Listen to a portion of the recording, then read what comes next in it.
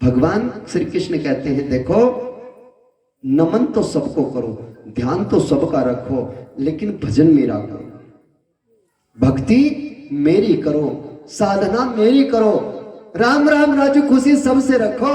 लेकिन देखो, पत्नी तो सिर्फ एक ही होती है, जने जने की पत्नी नहीं होती परिवार में। राम राम रोटी तो सबको खिलानी है, कपड़े तो सबके धोने हैं, पर सच्चा प्रेम तो सिर्फ एक से ही होता है। सच्चा प्रेम तो उसे एक परमात्मा से ही रखना है, बाकी सबसे प्रेम भाव रखना है। काहू ना काहू को किसी से कोई द्वेष भाव नहीं रखना है, किसी से कोई बुरे विचार नहीं रखने हैं, सिर्फ प्रेम भाव रखना है। सब अच्छे हैं, सब बढ़िया है, अपनी अपनी जगह सब कार्य करते हैं। इस भाव से जो व्यक्ति भगवान का भजन करता हुआ जाएगा, तो भगवान श्री कृष्ण कहते हैं वो सीधा मेरे धाम को आए, सीधा मेरे पास आए। गोपियां फिर कहने लगी महाराज, लेकिन भजन करें तो कैसे करें, किस प्रकार करें, कैसे हमसे भजन होगा, किस प्रकार, वो कौन सा जाप करें, कौन सा नाम रटे।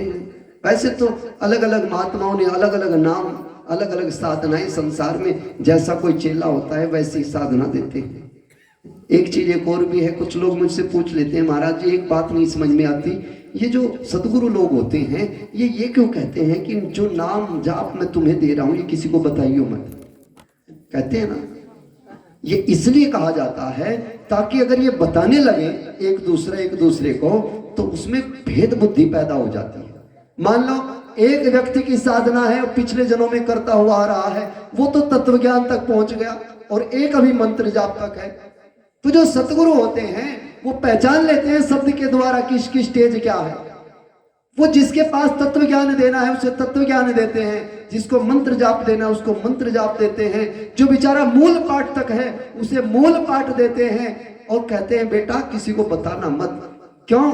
क्योंकि अगर फिर तुम पता चलेगा कि मुझे तो तत्व ज्ञान दे रखा है, तुझे सिर्फ मंत्र जाप, तो मन में भेद आ जाएगा। गुरुजी भी भेद कर रहे हैं, एक को तो तत्व ज्ञान दे दिया और मुझे ये, मैं इस चक्कर में लगा दिया।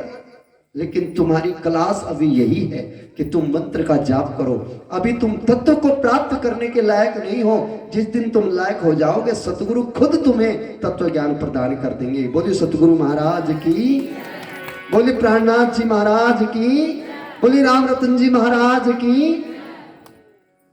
लेकिन फिर भी इतना ज्ञान सतगुरु लोग देते हैं, फिर भी हमारी समझ में नहीं आता, हमारी बुद्धि काम नहीं करती, गोपियों की बुद्धि काम नहीं कर रही है। कैसे हम जाति को छोड़ दें, कैसे हम बिरादरी को छोड़ दें।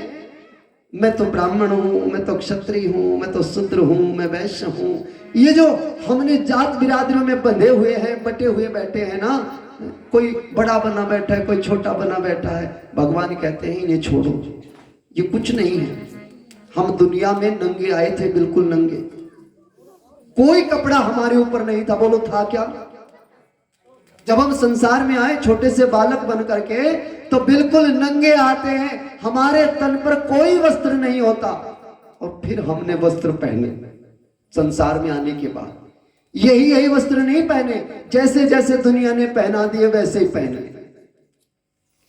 कोई ब्राह्मण बन बैठा, ब्राह्मण के कपड़े पहना दिए, ये तो ब्राह्मण है भाई, ये तो पंडित जी हैं। छोटे से बालक से ही कहने लगते पंडित जी हैं भाई, पंडित जी हैं। कोई जाट बन बैठा है, कोई काम्बोज बन बैठा है, अलग अलग कपड़े पहन करके बैठ गए। भगवान कहते हैं इन कपड़ों में मत उलझो, इन कपड़ों में उलझ करके तुम मुझे प्राप्त नहीं कर पाओगे, तुम शांति को प्राप्त नहीं हो पाओगे। इन्हें उतारो, ये कपड़े तुम्हारे काम के नहीं हैं। अगर तुम्हें मेरे क्षेत्र में आना है तो जैसे मैंने तुझे भेजा था वैसा ही वापिस आ, मैं वैसा ही लूंगा जैसा दिया था।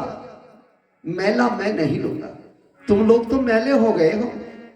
मैंने तुम्हें कैसा करके भेजा, पवित्र शुद्ध पावन, और तुम संसार में आकर के कैसे हो गए अपवित्र।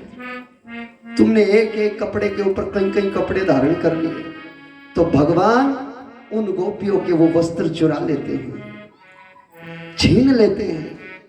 उस सरोवर में, इस संसार सरोवर में जहां हम स्नान कर रहे हैं, नहा रहे हैं, घर में आनंद ले रहे हैं, मौज मस्ती कर रहे हैं, इन घरों के बीच से भगवान जिनके ऊपर कृपा करते हैं तो उनके कपड़े उतार लेते हैं। उनके वस्त्र छीन लेते हैं, उनको बिल्कुल नंगा कर देते हैं। कैसे? बहुत से लोग कहते हैं जब से भजन करने लगा तो टोटा आ गया घर में। अरे टोटा नहीं आया, तेरे कपड़े खींच लिए भगवान ने, वो तुझे अपने पास लाने लग रहे हैं, अपने पास बुला रहे हैं। तू घबरा मत बंदे, तेरे ऊपर तो परमात्मा की कृपा हो रही है। संसार की मोह माया में जो तू बंधा बैठा था, परमात्मा से खींच रहे हैं, तुमसे तो छूट नहीं पा रहा था। तो भगवान ने दया की, भगवान ने खुद ही तुम्हारे ऊपर से वो उतार लिए, तुमको बिल्कुल खाली करके छोड़ा है। और जब हम भगवान के चरणों में बिल्कुल खाली पहुंचते हैं, शुद्ध पहुंचते हैं, तो फिर परमात्मा हमें चरणों में नहीं बिठाते, हमें गोदी में बिठाते हैं, अपने कलेजे से लगाते हैं, अपने हृदय से लगाते हैं, और फिर हृदय की बात होती है। ये भगवान की भक्ति है। यहां से जब जिन जिन व्यक्तियों के ये आवरण, ये वस्त्र उतर जाते हैं, वही लोग रासलीला में हिस्सा ले पाते हैं, वरना रासलीला का तो किसी को भी पता नहीं रासलीला है क्या। मात्र नाचने गाने का नाम रासलीला नहीं है। रासलीला तो साधना है, रासलीला तो भगवान और भक्तों के बीच का जीवन है। भक्त और भगवान कैसा जीवन जीते हैं वो रासलीला है। लेकिन उसके लिए ये मान मर्यादा और ये जितने भी हमने पहने हैं संसार के उपवस्त्र, ये धन के वस्त्र, कोठियों के वस्त्र, नाम जाति के वस्त्र, इन कपड़ों का जिक्र नहीं है भागवत में। कुछ लोग इन कपड़ों के चक्कर में रह जाते हैं कि वो कैसा भगवान है जो नारियों के कपड़े उतारता फिरता है।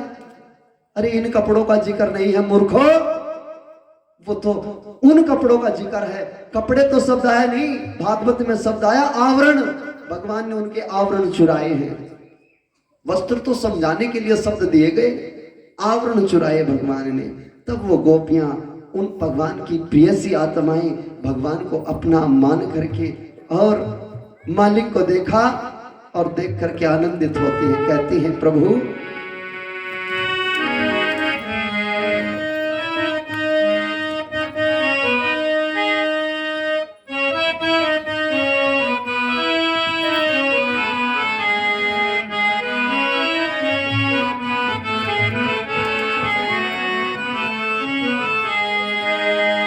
कहने की बात नहीं